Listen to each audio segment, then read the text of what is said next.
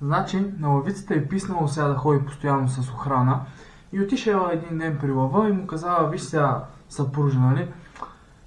Знам, че ти си царя на джунглата, обаче ми писна да ходя с охрана, искам и аз малко като нормална жена да изляза, да се разходя, да се видя с приятелки, да набера малко цветя. И виж сега, нали, моля те, нали, махни ми охраната. И сега лъва какво да прави, махнал охраната на лъвицата, обаче и казал: виж сега, аз съм царя на джунглата. Махам ти охраната, обаче искам да внимаваш какво се случва. И сега излиза лъвицата на разходка и на едно дърво седи мъжкия маймун. И вижда лъвицата без охрана и без лъва и решава да се възползва сексуално от нея. И сега скача мъжкия маймун, върши си работата и се връща обратно на дървото. Лъвицата даже не разбрава какво се случва. На следващия ден историята се повтаря. Слиза маймуна, върши работата, качва се на дървото, лъвицата въобще не разбира. И отива сега при лъва и му казва: виж, значи, тук 2 дни някой сериозно злоупотребява с мен. Нали, мен не ми е проблем, че злоупотребява, обаче ти си царя на джунглата, сега не е редно да злоупотребява с жена ти.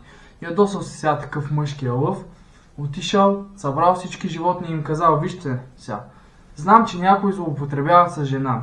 Вика, давам ви 5 минути да си признаете кой е, иначе хващам ви всеки един по един, бой злоупотребяване с всеки, независимо виновен или не.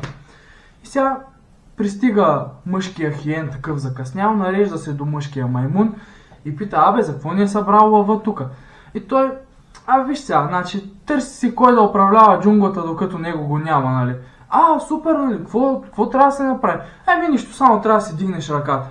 Дигнал ръката мъжкия хиен, лъвът обявил, че има достоен човек, животно, който си признава грешката, вкарал го в хралупата и 2 седмици късал от злоупотребяване, бой, много злоупотребяване, мазало и пуска го вече след 2 седмици да си ходи такъв, куцука хиена, излиза от пещерата, едвам ходи и навън го среща мъжкия маймун и му вика: браво бе, 2 седмици след във властта и вече си променихме походката.